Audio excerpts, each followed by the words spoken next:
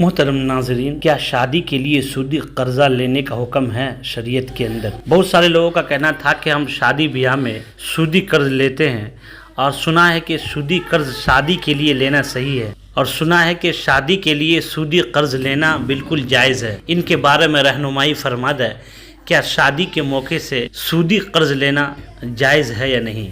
آئیے ان کے اوپر دیکھتے ہیں۔ سوال، بیرونی ٹرن کا فتویٰ سماعت کیجیے۔ سوال، میری عمر 25 سال کا ہوں، میں پولیس میں ملازم ہوں، اللہ کا شکر ہے۔ بات یہ ہے کہ مجھے اپنے نکاح کے لیے کچھ پیسوں کی ضرورت ہے۔ بہت کوشش کی مگر مجھے کسی نے نہیں دیے، بہت سے بندوں سے ادھار مانگا مگر کچھ نہیں ہوا۔ آخر میں نے سوچا کہ بینک سے لون اٹھا لوں، بینک کا لون سود ہوتا ہے، مگر میں کیا کروں، کوئی مجھے دیتا نہیں، مجبور ہوں، کیا کروں، سود حرام ہے، کیا کروں؟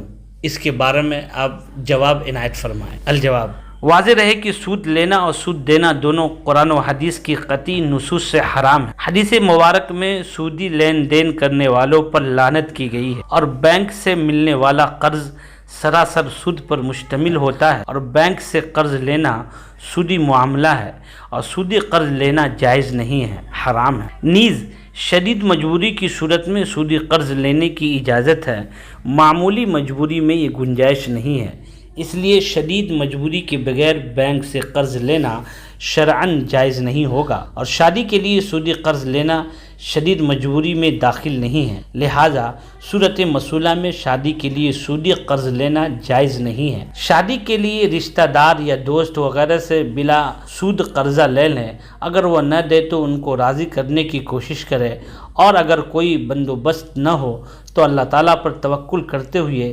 قناعت کرنا چاہیے، کیونکہ قرض لینے کے بعد اس کے قرض کی ادائیگی کا بھی تو انتظام کرنا ہوگا۔ اس وقت جیسے محنت کر کے حلال رقم سے ادائیگی کا انتظام کیا جائے گا، ابھی سے کوشش کر لی جائے تاکہ سودی قرض لینے کی ہی نوبت نہ آئے، اور شادی کے لیے مروجہ رسم و رواج فضول خرچی سے اجتناب کریں، ضرورت کے بقدر ہی اخراجات کریں، اور اگر بعد میں ادائیگی میں حلال کا اہتمام نہ ہو تو یہ گناہ در گناہ ہو جائے گا، کہیں اس سے زیادہ پریشانی نہ ہو جائے، اور سودی قرض اتارنے کے لیے بھی پھر سودی قرض لینے کا سلسلہ نہ کرنا پڑ جائے۔